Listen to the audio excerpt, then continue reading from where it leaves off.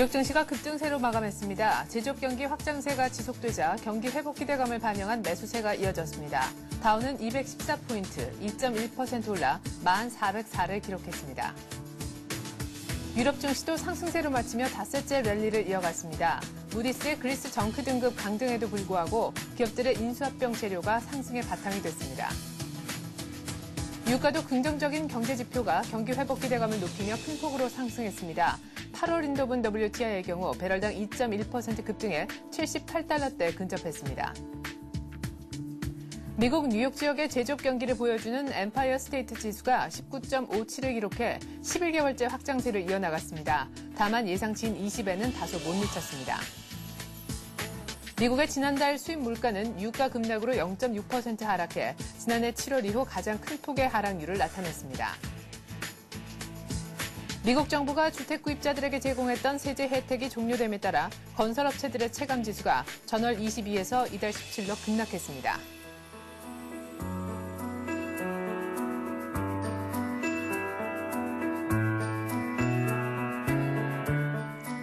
안녕하십니까. 굿모닝 센증시의 최혜린입니다. 유럽 국가들의 재정 위기 우려에도 불구하고 미국 지역의 경기 회복세는 지속되고 있는 모양입니다.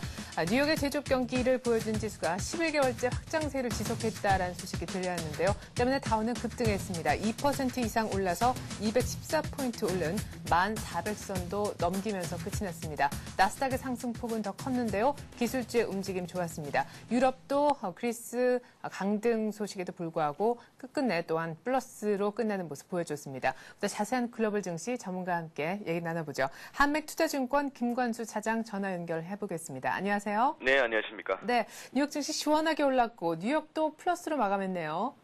네, 밤새 미증시 아주 급등의 모습을 보여줬습니다. 우리나라가 그리스를 2대0으로 안파한 것처럼 미증시의 상승세도 아주 기분 좋게 상승세를 보여줬는데요. 네. 여전히 경기 회복에 대한 기대감, 이것이 시장의 가장 큰 이슈가 아니었나라 판단되고 있습니다. 아시다시피 미국의 제조업 지수가 상당히 좀 좋게 나왔고요. 또 제조업 지수가 좋게 나오면은 또 경기 회복이 되면 항상 들러붙는 것이 인플레이션인데 인플레이션에 대한 우려감도 부식되면서 전체적으로 경기에 대한 회복이 상당히 강하게 나타나면서 미증시도 결국에는 1400선을 돌파해주는 그런 모습으로 마감됐습니다. 네. 자, 일단 가장 중요한 뉴욕 지역 제조업 경기가 어느 정도로 좋아졌는지 한번 정리를 좀 해봐 주시죠.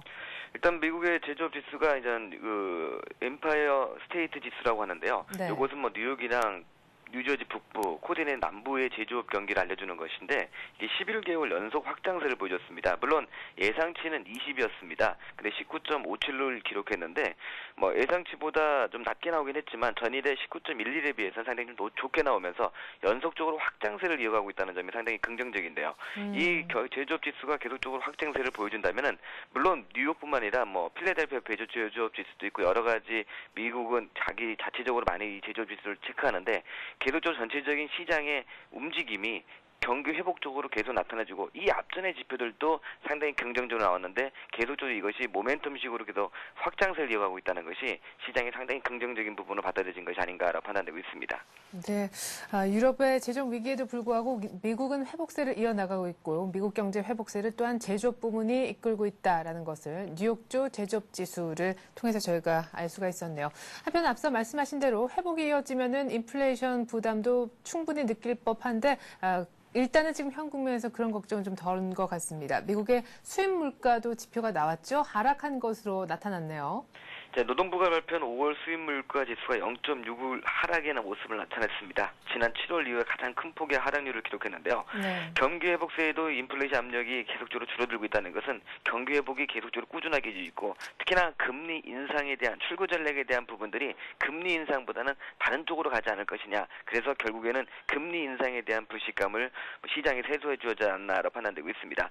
수입 물가의 하락은 여전히 유가의 하락에서 비롯됐다라고 얘기를 하고 있지만은 다시 유가가 반등하고 있어서 이런 것들이 향후 시장에서 어떻게 영향을 미칠지 모르겠지만 지금 나와 있는 것은 경기는 좋아지고 물가는 잡히는 이런 모습을 보여주고 있다는 것이 미 증시의 반등의 원동력이 아니었나라 판단되고 있습니다. 네, 자 지금 다우지수를 구성하는 30개 종목 모두가 지금 상승을 했다 이렇게 나오고 있는데 업종별로 분위기가 어땠는지 궁금한데요. 일단 달러화가 약세를 보였을 것 같고 에너지 쪽도 움직임이 좋았을 것 같네요. 네, 그렇습니다. 에너지 쪽의 강세 패턴이 이어지면서 유가가 상승하면서 에너지 관련주들이 상승세를 보여줬죠. 쉐보리는지 엑슨모빌 모두 상승세를 보여주었고, 기술주들의 강세도 여전히 이어졌습니다. 인텔도 2.82포인트 상승했고요. 또 MS 같은 경우도 4.27%의 상승세를 보여주었습니다. 애플이라든지 인텔들도 여전히 강세 패턴을 보여줬고, 특히나 좀 관심이 가는 것은 여전히 은행주들이 단기적으로 약세 패턴을 전일 우리 증시에서도 매물이 나왔는데, 은행주들의 반등도 상당히 좀 의미가 있었습니다. 아메리칸 익스프레스가 4.26포인트 상승했고, JP모건이라든지 뱅크 오브 아메리카가 2% 이상의 상승세를 보여줬다는 점이 상당히 의미 있는데요. 눈에 가장 띄는 것은 필라델피아 반도체 지수가 5.54%나 급등을 했기 때문에 결국에는 반도체를 중심으로 한 기술주, 아메리칸 익스프레스를 중심으로 한 그 은행주들, 그리고 유가 관련주 모든 업종들이 상승했는데요. 다우를 구성한 30개 종목이 모두 상승하는 그런 모습을 보여준 것이 전일 미증시의 상승 원동력이고, 또 미증시의 전체적인 매수세가 시장 전반적으로 퍼졌다는 것을 보여주고 있다라고 판단되고 있습니다. 네, 컴퓨터 시장에 대한 성장 전망, 또 반도체 수요에 대한 긍정적인 전망이 일단은 기술주 상승에 도움이 됐었던 것 같고요. 원자재 에너지주가 강세를 보였다고 하셨는데 요즘 문제가 되고 있는 이슈의 중심이죠. 브리티시 페트롤리엄의 주가는 어떻게 끝이 났는지요? 오늘 BP 같은 경우는 신용 등급이 강등됐습니다. 6단계나 강등되는 모습을 보여줬는데, 이거는 시장에서 어느 정도 예견된 부분이기 때문에 오늘도 청문회 증언도 있으면서 전체적인 악재가 있었는데 불구하고 시장이 전반적인 시장 분위기와 함께 엮이면서 2% 이상의 상승세를 보여주었습니다. 일단은 반등의 모습을 보여줬기 때문에 BP의 문제가 모든 것이 해결됐느냐, 이것은 아니다가 판단되고 있고, 여전히 시장에서는 이 BP를 보는 시각들이 상당히 좀 부정적이지 않나 이렇게 보고 있습니다. 일단 그래도 반등에는 성공하는 그런 모습을 보여주면서 급락 이후에 저점 매수가 들어왔다라고 판단되고 있습니다. 네, 브리티시 페트롤리엄 악재 속에서도 일단은 기술적으로 조금 한 2% 정도 반등하는 모습이었다라는 얘기셨는데요. 자, 지표가 한 가지 더 남아 있습니다. 시장에 큰 주목을 끌진 못했었는데요. 주택 관련 지표가 하나 나왔죠. 체감 경기를 보여주는 지표.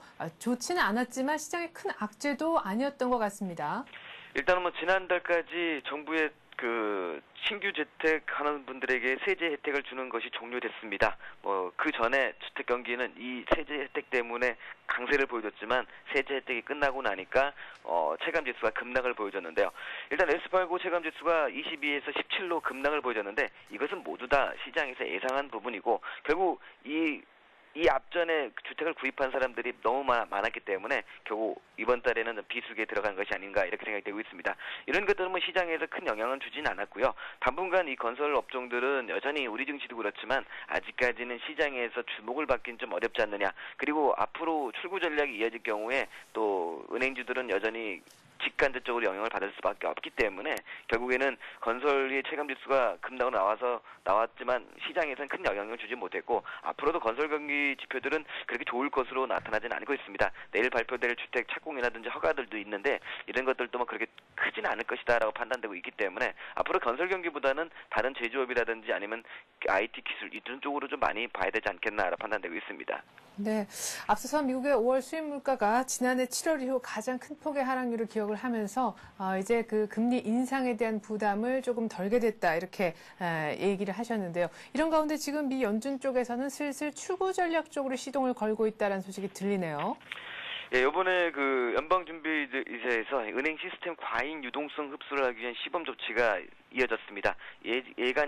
기간 예치금이라고 해서 일정 기간 은행들이 중앙은행에 자금을 예치하는 것인데, 한 11억 달러 정도의 부분들을 한다라고 하고 있습니다. 또 14일짜리를 10억 달러 오퍼를 통해서 또 61억 달러 정도를 받는다, 이런 얘기가 나오고 있는데, 이런 것들이 결국에는 그 기간 예치금을 넣는 것은 결국에는 시장의 유동성을 흡수하는 부분인데, 이 시장 유동성 흡수하는 것을 결국에는 금리 인상으로서 흡수할 수 있고, 기간 예치금이라든지 아니면 역레포라고 해갖고 역환매부 조건부 채권 매매가 네네. 있는데, 이런 부분들을 중심으로 해서 할 수 있다 이렇게 얘기가 나오고 있거든요. 이 앞전에도 버냉크 의장이 얘기했던 내용들과 크게 달라지진 않고 있습니다.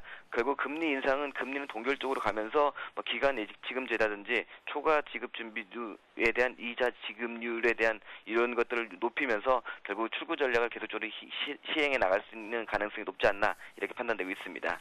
네. 자, 미국 쪽은 2%대 시원한 또한 상승세로 끝났고 유럽은 사실 무디스의 그리스 악재, 이 신용등급 강등을 보지 못하고 전일에 장이 닫혔기 때문에 일단 좀 우려를 했었는데 장 초반만 약하고 끝내 플러스로 끝이 났더라고요. 유럽 증시 같은 경우는 뭐 장 초반에 매물에 좀 막혔습니다. 하지만 장마감에는 저점 매수가 들어오는데요. 일단 뭐 그리스 같은 경우에 악재가 계속적으로 시장을 발목을 잡았지만은 결국에는 유럽 증시도 미국의 제조업 개선과 또 기업들의 M&A 유입 가능성에 대한 이런 것들이 나오면서 반등을 성공했습니다. 영국이 0.3% 정도 상승했고 가장 많이 상승한 것이 프랑스인데 0.97% 정도 상승세를 보이면서 어느 정도 직전 저점대에서는 방어해주는 그런 모습을 보여주고 있는 그런 패턴입니다. 유럽 증시 같은 경우에 가장 좀 어려운 부분들은 앞으로 이어지는 뭐 스페인이라든지 이런 쪽에 대한 부분들이 아직까지는 불확실성이 남아있기 때문에 여전히 뭐 시장에서의 매물은 남아있고요. 특히나 유럽 증시에서 제조업이 산업활동지수가 좀 좋아지는 모습을 보여주면서 유럽도 어느 정도 살아나는 모습을 보여주고 있는데 이제 어느 정도의 뭐 정부들도 긴축을 발표하면서 어느 정도의 이제 시장에서의 방어를 해나가고 있지만 아직까지 어떻게 재료가 터질지 모르는 부분들도 있지만 결국에는 프랑스든 아니면 독일이든 긴축안을 계속적으로 해가면서 이 재정 위기를 어느 정도는 타파하려는 이런 모습을 보여주고 있어서 유럽에 대한 재정 위기가 이제는 어느 정도 수면 아래로 가라앉을 수 있는 그런 부분이 높지 않은가라고 판단되고 있습니다. 네, 그리스 악재 뉴욕은 아주 소폭이나마 약법 정도의 모습을 보여줬었고 정작 유럽은 그 다음 날 오히려 플러스로 마감을 하는 이제 그리스 악재도 통하지 않는다라는 것을 느낄 수가 있지 않았나 싶습니다. 자, 이런 가운데 유로화가 또 의미 있는 반등을 추가적으로 더 해냈는데요. 1.23달러대까지 회복을 했네요.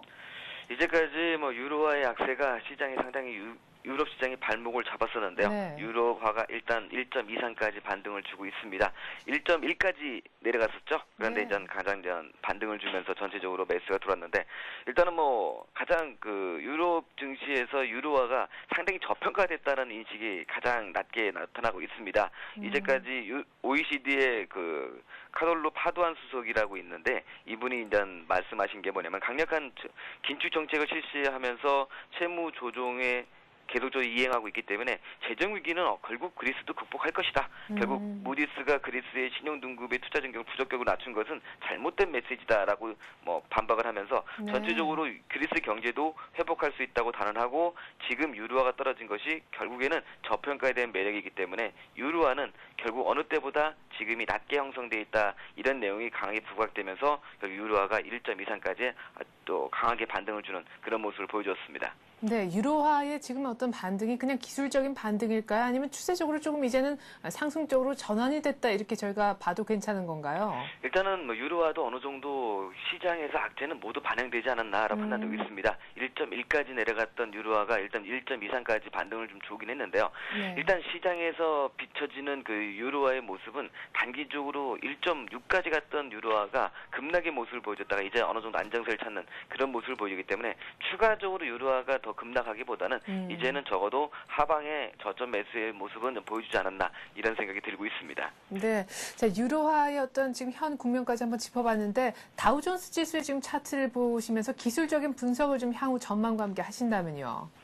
일단은 뭐 미증시도 단기적으로 아직까지는 뭐 추세가 상승 반전의 모습은 아닙니다.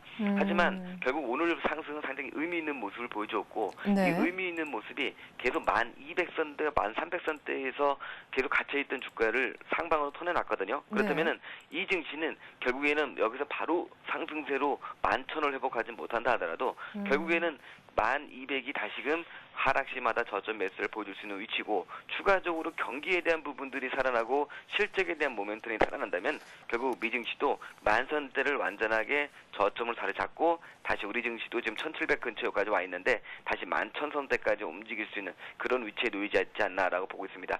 적어도 다우지수 같은 경우는 뭐 기술적으로 본다면은 1,600은 일단 돌파해 줄 수 있는 가능성이 높지 않나라고 판단되고 있습니다. 네. 자, 한 60일 이동평균선 정도가 위치한 것이 1,600포인트 정도가 되는 것 같은데, 일단은 뭐 10,000선 내지는 1,200선 정도를 이제는 지지선으로 볼 수도 있겠다 얘기를 하셨습니다. 자, 끝으로 오늘 밤에 어떤 일정들이 더 기다리고 있는지 궁금한데, 오늘 밤에는 또 상당히 무게 있는 그런 지표들이 기다리고 있죠? 예, 일단은 뭐 아시다시피 생산자 물가 지수가 있습니다. 그리고 산업 생산도 있고요. 네. 설비 가동률도 있습니다. 여기에 주간 원유 재고 지수도 있고 주택 착공, 주택 허가 상당히 많은 변수들이 있는데 주택 착공이나 주택 허가는 뭐 크게 우리에게 신경 쓰지 않는 뭐 지표라 하더라도 생산자 물가 지수라든지 산업 생산 같은 경우는 상당히 우리가 좀 지켜봐야 되지 않겠나라고 판단되고 있습니다. 왜냐하면 생산자 물가 지수가 다시금 급등의 모습을 보인다면 또다시 이어지는 금리에 대한 부분들이 시장을 좀 억누를 수가 있겠고요. 이제까지 제조업 지수라든지 상당히 좋아졌기 때문에 이 산업 생산도 증가의 모습을 보인다면 결국에는 금상첨화가 되지 않겠는가 이런 생각이 들고 있습니다. 네. 자, 오늘 뭐 수입 물가를 통해서 경제가 회복세를 보이고 있음에도 물가 상승 압력은 크지 않다라는 것을 저희가 알 수가 있었는데 또 생산자 물가 지수를 통해서 그것이 재확인될 수 있을지 이 부분도 체크 꼭 해보시기 바라겠습니다. 한맥투자증권 김관수 차장이었습니다. 고맙습니다. 네, 감사합니다.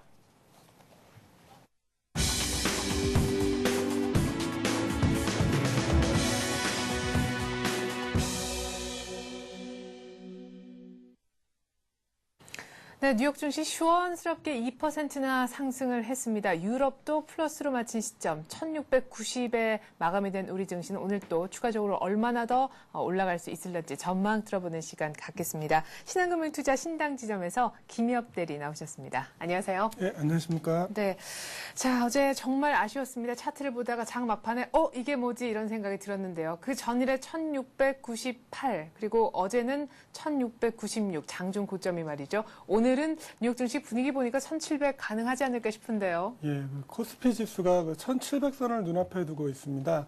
이미 지수는 60일 이동평균선을 넘어서면서 장중 1700선을 탈하는 시도를 하고 있습니다. 현재 시장은 추가적인 상승 쪽에 무게를 두고 있는 듯이 그렇게 보입니다. 하지만 유럽 리스크가 여전한 상황에서 아직은 우리 시장도 변동성 장세라고 보는 게 맞을 듯합니다. 최근 국내 증시가 6월 이후에 글로벌 증시에 비해 빠른 회복을 할 수 있었던 것은 연기금 등이 강력한 저가 매수에 나서면서 지수 역시 빠르게 반등할 수 있었습니다. 하지만 이들은 어디까지나 저가 매수 관점에서의 매수세이기 때문에 심리적 지수대인 1700선에 들어설 경우 연기금들의 저가 매수세가 큰 폭 줄어들 가능성이 있습니다. 또 최근 들어 주식형 펀드 역시 자금이 유출되고 있는 모습이 나타나고 있기 때문에 주가의 추가 상승이 쉽지만은 않은 상황입니다. 그래요. 어제까지 상황으로 봤을 때는 아직까지 우리 시장은 1700은 조금 장중에서 느끼는 그 부담대로 조금은 어려워 보이는 오히려 변동성 국면에 오히려 지금 현재 놓여 있는 게 맞는 것 같다라고 얘기를 하십니다. 연기금도 오히려 지수가 어느 정도 올라왔기 때문에 적극적으로 사주지 않는 모습. 그렇다면 결국 1700을 노리기 위해서는 외국인한테 기댈 수밖에 없다는 생각이 들거든요. 좀 팍팍 사주면 좋을 텐데요. 네, 어제 미국 시장이 또 큰 폭으로 올랐기 때문에 네. 오늘 우리 시장 어느 정도 올라서 시작할 것으로 보입니다. 근데 현재 보면은 우리 시장 같은 경우에 이미 미국이나 유럽 시장 같은 경우에 그동안 낙폭을 만회를 못하다가 최근 조정 이후에 어제 이제 큰 폭의 좀 반등이 나왔었습니다. 네. 하지만 우리 시장은 이미 먼저 올라와 있는 면이 있기 때문에 미국이나 유럽에서의 지수 상승 때문에 우리가 1700선을 뚫고 기존 고점을 아주 쉽게 올라갈 수 있다. 이렇게 보기는 조금 어렵지 않나 그렇게 보입니다. 네.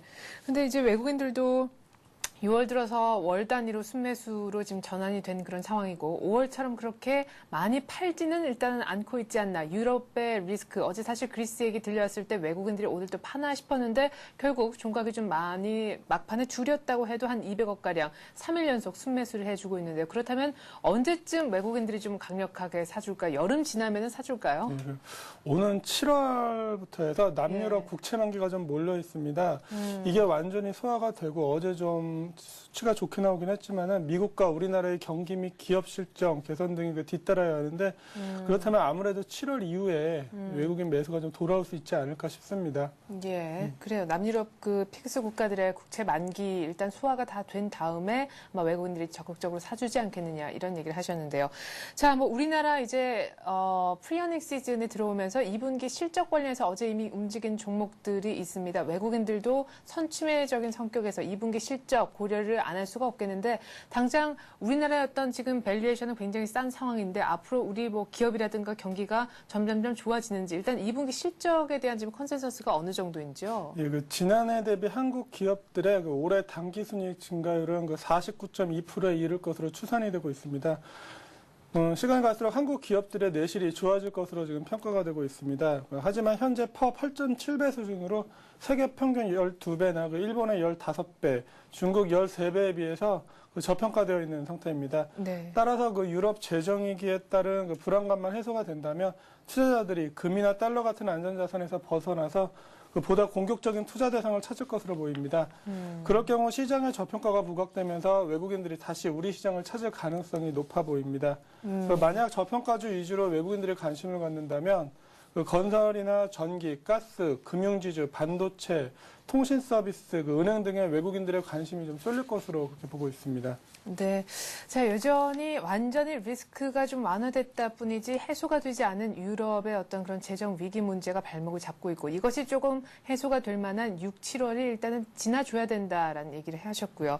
또 우리가 이미 저점 대비해서 한 10% 급등한 데 따라 너무 빨리 올라온 것에 대한 부담도 지수가 충분히 느끼고 있는 것으로 보인다라고 하셨는데 일단 우리 기업들 뭐 2분기 실적 가시화되면은 지금 좋아지고 있다라는 것이 확인이 조금 될 것도 같습니다. 그 기간을 아직까지는 맛보지 못하고 있는 우리 증시 그 전에는 지금 계속해서 변동성 장세인 것으로 현 ING 상황을 분석을 해주셨는데 지금 지수는 지지부진한 상황에서 나름대로 순환매는 돌아가고 있는데 딱히 투자 전략을 짜기가 참 애매하다는 생각도 들거든요. 예, 시장의 1690포인트를 사이에 두고 물론 오늘 돌파는 하겠지만 장중에 위아래가 현재 막혀있는 답답한 상황이 지속되고 있는 상황입니다. 업종별 흐름을 봐도 기존 주도주인 IT, 자동차, 화학 등의 일방적인 강세가 완화되고 상대적으로 소외됐던 건설, 통신, 유통, 유약 등으로 국순환매가 들어오는 상황입니다. 네. 최근 반등 과정에서 외국인은 뚜렷한 방향성을 보이지 않고 있습니다.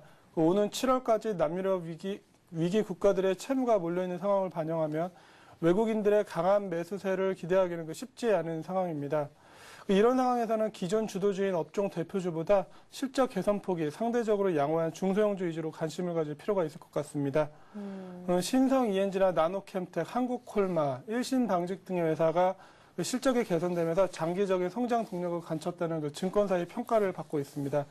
하지만 중소형주에 대한 관심은 외국인 매수세가 강하지 않은 상황에서 기존 주도주가 주춤한 데 따른 개념으로 보시고 단기적인 트레이딩 관점에서 보셔야 할 것 같습니다. 7월 이후 유럽 리스크가 줄어들고 외국인들이 다시 국내 시장을 들어오게 된다면 또다시 업종 대표주 위주의 지수 상승이 가능할 것으로 보입니다. 네. 자, 일단 뚜렷한 매수 주체가 없는 상황, 외국인들이 적극적으로 방향성을 알 수 있을 만큼 배팅을 강하게 해주지 않기 때문에 실적 호전이란 재료는 기본이요. 시기 특성상 일단은 중소형주를 아주 단기적으로 트레이딩하는 것은 좀 가능하겠다 이렇게 얘기를 하셨습니다.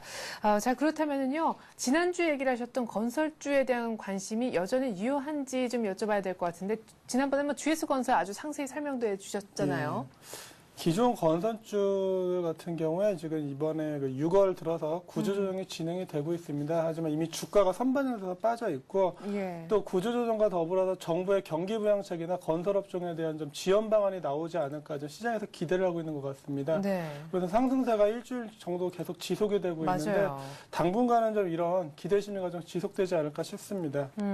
그렇군요. 건설주는 좀 추가적으로 구조조정에 대한 기대감도 있기 때문에 조금 더 지속적인 반등이 더 나올 것 같다 이렇게 얘기를 하셨습니다. 그러면 들고 계신 분들은 계속해서 홀딩하는 게 맞겠네요. 저 같은 경우는 이제 매수하셨던 분들 좀 홀딩을 하고 있습니다.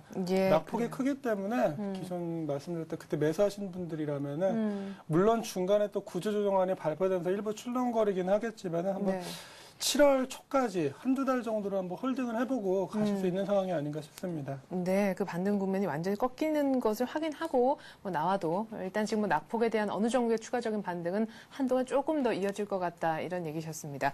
자, 근데 어제 참 의미 있었던 것이요. 어제 순환매는 IT 자동차 내에서 또 돈 것이 아닌가 싶기도 하고 아까 실적 개선폭이 좀 괜찮은 중소형주도 단기적으로만 보라고 하셨기 때문에 조금 장기 2분기 실적 나오고 그런 7월, 8월 여기까지 보시는 분들은 아무래도 주도주는 관심권에서 멀어지는 것 아닌가 지금 또 조금 이 방송을 보시고 걱정하실 수도 있는데 어제 현대차는 사상 최고가를 냈단 말이에요. 예, 어제 2분기 어닝 시즌이 다가오고 있는데 어제 같은 경우 하이닉스, LG이노텍, LG화학, 현대모비스, 글로비스 등의 업체가 1분기에 이어서 2분기에도 사상 최대 실적이 예상이 됩니다.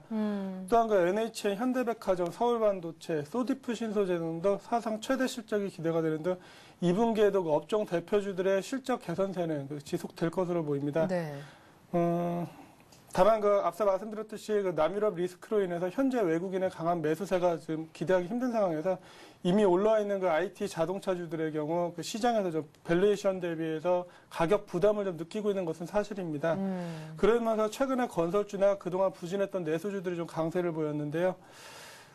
하지만 어제 미국 시장에서 시장 불안감이 좀 해소가 되면서 네. 지수에 큰 폭 상승을 보였기 때문에 어제 사상 최고가를 보인 현대차, 네. 그리고 LG화학과 삼성, SDI 등 2분기 실적 호전이 기대되는 업체들이 또다시 전고점 돌파를 시도를 했는데요. 이런 전고점 돌파 시도 그리고 기존 주도주들의 재상승은 오늘 좀 시장에서 한번 또 일어나지 않을까 싶습니다. 네. 자, 그러면은 길게 보면은 역시 실적 호전되는 업종 대표주도 괜찮을 것 같고, 짧게 보면 아직까지 외국인들이 강하게 사주고 있지 않기 때문에 실적 호전이 기대가 되는 작은 종목들, 그렇게 한번 정리를 해볼 수가 있을 것 같습니다. 아까 내수주에 대한 관심도 여전히 좀 유효하다 이렇게 얘기를 하셨는데, 내수주라면 어떤 쪽 얘기를 하시는 건지 굉장히 방대한 얘기라서요, 사실. 최근 건설주도 내수주의 개념으로 네네. 봐야 되고, 그리고 유통이나 지금 신세계라든가 또 백화점 업체들, 이런 소비회복이 좀 기대가 되면서 올라오고 있습니다. 네. 근데 지금 보면은 시장의 특징이 회사 내용이나 이런 것만 본다 그러면은 기존 주도주인 IT 대형주, 그리고 자동차 이쪽이 좋게 보일 수밖에 없습니다. 하지만 지수가 해외 대비해서 좀 많이 올라와 있다는 점, 그리고 시장 전체 퍼 대비해서 IT 자동차 업종의 가격이 싸지 않다는 점 때문에 최근에 이제 내수주, 신세계, 백화점주나 기타 건설주, 은행주 네. 이런 쪽으로 좀 매수가 들어왔었는데 중장기로 봤을 때 실적을 가지고 논한다 그러면은 또다시 기존 대표주들이 상승을 할 수밖에 없을 것 같습니다. 예. 다만 지금 지수 부담을 느끼는 상황에서 그 사이에 못 갔던 중소형주 그리고 내수주들이 움직이고 있는데 네.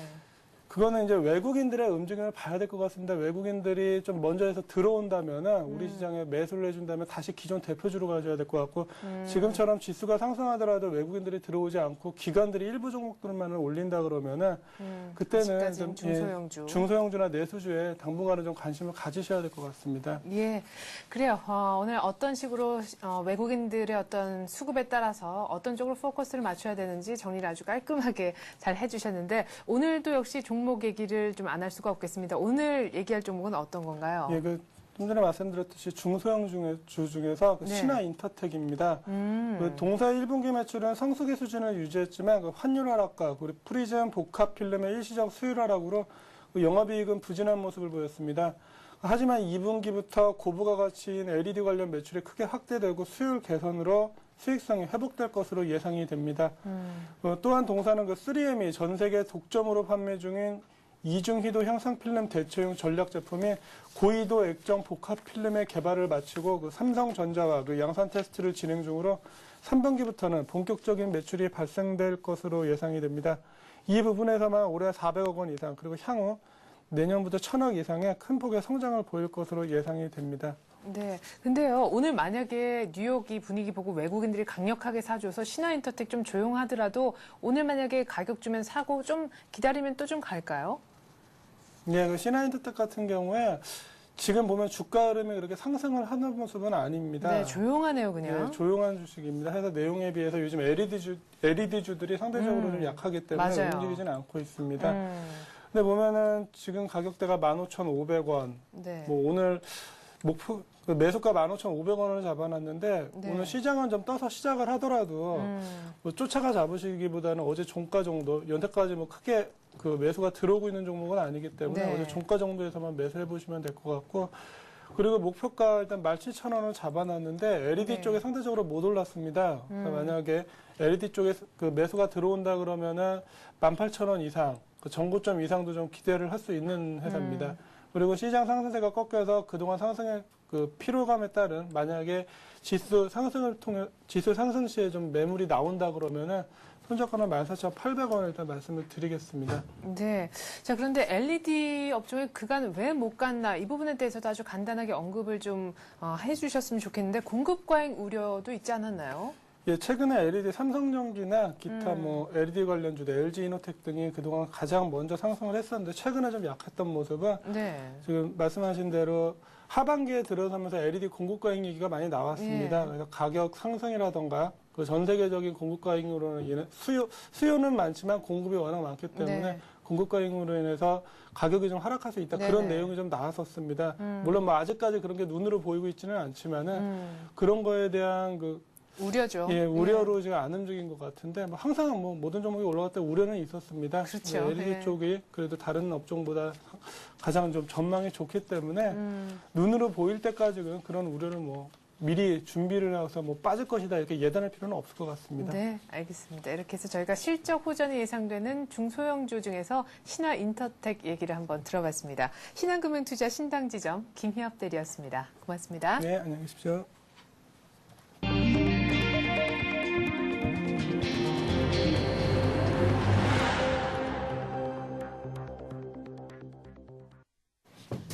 어윤대 국가브랜드위원장이 KB금융지주의 회장으로 내정이 됐습니다. 고대 총장 재직 시절 CEO형 총장이라는 평가를 받을 정도로 뛰어난 추진력과 리더십을 가졌다는 평가를 받고 있는데요. 우리금융 M&A 등을 통해 은행권의 지각 변동을 주도할 뜻을 분명히 했습니다. 아파트 매매 시장이 거래 실종 쇼크에 빠졌습니다. 지난 5월 서울과 수도권 아파트 거래량이 예년 평균치의 3분의 1 수준으로 급감했는데요. 강남 재건축 매매 가격 또한 올 들어 최대 3억이나 떨어졌습니다. 한국이 터키 원전 수주를 위한 구부 능선을 넘었습니다. 가장 중요한 가격 합의에만 이른다면 내년 말쯤엔 본계약을 맺고 오늘 2012년부터는 본격적인 공사를 시작할 수 있을 것 같습니다. 통합 LG텔레콤이 최대 50%까지 할인되는 요금제를 출시합니다. 한 가정에서 사용하는 모든 통신요금의 상한 금액을 정하면 상한 금액의 2배에 달하는 무료 혜택을 준다는 것인데요. KT도 새로운 가족 단위 요금제를 공개 맞불을 놨습니다. 한국 축구대표팀이 남아공 월드컵 그리스전에서 2대 0으로 승리한 뒤 허정무 감독의 이른바 투골 타이가 인기몰이를 하고 있다고 합니다. 앞서 에콰도르 및 일본 평가전에서도 같은 타이를 메고 나가 2대 0으로 이긴 바 있는데요. 성공을 부르는 타이 어떤 것인지 공개드리겠습니다. 네, 같은 내용 바탕으로 해서 이슈앤 이슈는 서울현대신문 경제부 이혜진 기자와 함께합니다. 안녕하세요. 네, 안녕하세요. 네, 어제 계속해서 이 뉴스를 기다렸는데 결국 오후 한 6시쯤 전후로 해서 결정이 난 것 같습니다. KB금융지주의 수장이 결정이 됐는데 결국 어윤대 국가브랜드위원장이 내정이 됐더라고요. 예, 그렇습니다. 어제 KB금융회장 후보 추천위원회는 최종 후보 3명을 대상으로 면접을 진행한 뒤 어윤대 위원장을 단독 내정자로 결정했습니다. 어윤대 내정자는 첫 투표에서 총 9표 중에 3분의 2에 미치지 못하는 5표를 얻었는데요. 이어진 재투표에서 7표를 얻어서 최종 내정된 것으로 알려졌습니다. 그만큼 막판까지 경합이 치열했다는 얘기입니다. 네. KB금융지주 측은 국가브랜드위원회 위원장 재임 시 보여준 추진력으로 경영 능력이 검증된 데다 면접에서도 실현 가능성이 높은 비전을 보여줬다는 게 어윤대 내정자로 결정한 그 배경이라고 설명했습니다. 네. 어윤대 내정자는 오는 17일 이사회 의결을 거쳐서 다음 달 13일 임시주총에서 최종 선임될 예정입니다. 네, 사실 어윤대 위원장 같은 경우에는 이명박 대통령의 최측근 중에 한 명이기 때문에 뭐 관치 논란도 있었는데요. 어쨌거나 중요한 것은 앞으로가 아닌가 싶습니다. 시장에서는 어느 정도 어제 어 위원장이 될 것이라 이런 예측을 한 것 같고 그것이 결과적으로 봤을 때 맞아 떨어졌다는 생각이 드는데요. 결국 금융권 M&A가 훨씬 더 활발하게 진행될 것이다 이런 예상이 나오고 있잖아요. 예, 그렇습니다. 어제 최종 결정 이후에 어윤대 내정자는 KB금융을 금융업계의 삼성전자로 키우겠다는 일성을 내놨습니다. 네. 은행 대형화를 위한 신속한 작업이 필요하다고도 말했습니다. 이에 따라서 어 내정자가 회장에 취임하면 은행 산업 M&A가 본격화될 것으로 금융계에서는 보고 있습니다. 네. 어윤대 내정자는 고려대 총장 출신으로 같은 과였던 이명박 대통령의 2년 후배이자 최측근으로 분류됩니다. 어 내정자가 낙하산 인사라는 논란에도 불구하고 KB 회장에 오른 것은 정부의 금융산업 재편 시나리오와 관련성이 있는 게 아니냐는 분석이 나오고 있습니다. 네. 당장 관심은 우리은행과 외환은행인데요. 조만간 우리은행에 대해서 정부가 민영화 계획을 내놓고 네. 이미 외환은행은 시장에 나와 있는 상황입니다. 네. 이에 대해 어윤대 위원장은 외환은행에는 관심이 없다라고 잘라 말했고요. 우리은행에 대해서는 상당한 관심을 나타냈습니다. 네. 우리금융지주가 사업 다각화 차원에서 굉장히 매력적인 매물이라는 것입니다. 만약에 KB금융과 우리금융의 총 자산을 합치게 되면 650조인데요. 이 두 개 은행이 합치게 되면 세계 3, 40권의 메가뱅크가 탄생하게 됩니다. 네. 평소 내정자와 정부의 은행 대형화 의지와도 맞물리는 지점인데요. 네네. 국내 최대 은행인 KB가 세수장을 맡아서 은행 대형화를 본격 추진하게 된다면 그동안 지지부진했던 금융권의 구조 개편 논의가 급물살을 탈 것으로 보입니다. 네. 다각화 차원에서 M&A 필요하고 특별히 외환은행은 아니고 우리은행에 관심이 있다 이렇게 얘기를 해서요. 오늘 우리은행 주가도 관심이 좀 가네요. 자, 그리고 요즘에 집 싸게 내놔도 안 팔려서 하소연하시는 분들 많으시죠? 그만큼 매물을 내놔도 사주는 세력이 없어서 지금 부동산 시장의 거래가 완전히 실종돼 있습니다. 관련 소식 전해주시죠. 예, 아파트 매매 시장의 거래 실종 쇼크에 빠졌다 이렇게 말할 수 있겠는데요.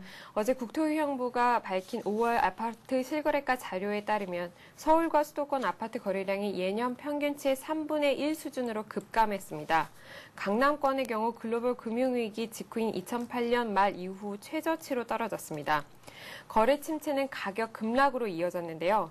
중층 재건축 아파트의 대명사로 불리는 대치동 음마아파트의 경우에는 77제곱미터형이 2월에는 2억 9,900만 원이었지만 이번 5월에는 8억 6,700만 원으로 내려가서 약 3개월 만에 1억 3천만 원 가까이 떨어졌습니다. 네. 이외에도 서초구 반포동과 개포동 등의 재건축 아파트가 적게는 수천만 원, 많게는 막 3억 원까지 떨어졌습니다. 주택 가격이 반등할 기미를 보이지 않자 수요자들이 관망세로 돌아섰기 때문인데요. 네. 대부분의 주택 매도자들이 가격을 낮추지 않고 버티고 있는 데다가 여름철 비수기로 접어들고 있어 거래 실종 상태는 당분간 지속될 것으로 보입니다. 네. 5월 아파트 거래가 17개월 만에 거의 최저치, 1년 한 반 만에 이렇게까지 거래가 안 된 적이 없었다라는 집계가 나왔다라는 것인데, 부동산 가격 떨어지면은 아직까지 내 집 마련 못한 우리 무주택 서민들의 경우에는 반가운 소식이다 이렇게 생각하실 수도 있겠지만, 결국에는 그만큼 소비도 줄고 또 건설 경기도 안 좋아지게 되면은 경기 자체가 다시금 침체에 빠질 수도 있기 때문에요. 글쎄요, 정부로서는 그냥 손 놓고 보고만 있을 수는 없는 것 같은데 하반기에도 가격 하락이 계속될 수도 있다. 이런 아주 우울한 전망도 나오고 있잖아요. 예, 그렇습니다. 지금 이 상태로 만약에 간다면 하반기 가격 하락도 면치 못할 것으로 네. 보입니다. 말씀하신 것처럼 이에 대해서 정부가 손 놓고 볼 수만은 없는데요. 그 이유는 지금 현재 약 700조에 달하는 가계부채 대부분이 주택담보대출과 연결돼 있습니다. 네. 집값이 떨어지게 되면 원리금과 이자 상환 부담에 시달리는 가계는 소비를 크게 줄일 수밖에 없습니다. 특히 기존의 아파트를 분양받아서 살던 집을 팔아서 새 집으로 이사 가야 하는 경우에는 살던 집이 팔리지 않고 새 집에 잔금 납부 시기는 돌아오게 되기 때문에 유동성 위기에 빠질 위험도 있습니다. 네. 그래서 정부와 여당은 대출 규제 완화를 포함한 부동산 종합 대책을 실무 차원에서 검토 중입니다. 대출 규제 예외 대상을 확대하고 현행 40에서 60%로 묶여있는 DTI 상환 비율을 상향 조정하는 방안 등이 검토되고 있습니다. 네. 정부는 이 같은 여러 논의를 토대로 이르면 이달 안에 부동산 거래 활성화 대책을 내놓을 것으로 보입니다. 네.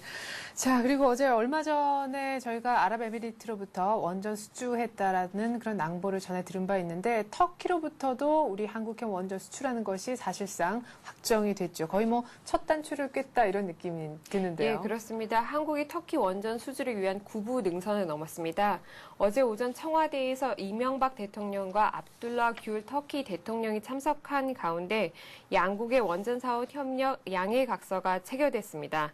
이번 MOU는 지난 3월 한국전력과 터키 국영발전자회사의 공동선언에 이어서 양국 정부가 공식적으로 협력 의지를 밝힌 것으로 앞으로 두 양국의 원전 사업 협력에 탄력을 받을 것으로 보입니다. 그러나 정부는 이번 M&A에 대해서 큰 의미를 두면서도 조심스러운 입장을 나타내고 있습니다. 네. 가장 중요한 가격 협상이 남아있기 때문입니다. 정부는 미치고 공사할 수는 없다. 최종 가격 협상이 결렬될 경우에는 협상이 깨질 수도 있다라는 입장입니다. 지금 그 원전 건설 규모가 약 40조 원이다, 뭐 이런저런 얘기들이 나오고 있는데요. 네. 사실 아직까지 그 가격을 얘기하기에는 좀 이른 상황입니다. 터키가 원전 사고나 폐기물 처리에 대한 법적 제도적 장치가 마련돼 있지 않은데요. 이 법적 제도적 장치에 따라서 공사 규모와 그 수주액이 결정될 수 있을 것으로 보이기 때문입니다. 네. 얼마 전에 저희가 요르단 원전 수출하려고 했었다가 결국에는 뭐 미국, 유럽, 일본 이쪽에 그 컨소시엄 그 프랑스 쪽하고 같이 얽혀 있는 프랑스 쪽의 그 컨소시엄 물량 공세 때문에 밀려서 막판에 결국 꿈을 이루지를 못했는데 아직까지 남아있는 가격 협상 끝까지 좀 잘 이루어졌으면 좋겠습니다. 자, 그리고 어제 통신업계 아주 눈길을 끌만한 소식이 하나 나왔었죠. LG텔레콤 사실 지금까지 SK텔레콤, KT에 좀 밀려 있었는데 파격적인 할인 요금제를 들고 나왔습니다. 직접 그 이상철 LG텔레콤 부회장이 기자회견까지 열었는데 어떤 할인 요금제이길래 파격이라는 단어까지 붙은 건지요? 예, 어제 통합 LG텔레콤의 부회장인 이상철 부회장이 기자 간담회를 열어서 직접 그 파격 요금제에 대해 설명에 나섰는데요. 최대 50%까지 할인이 됩니다.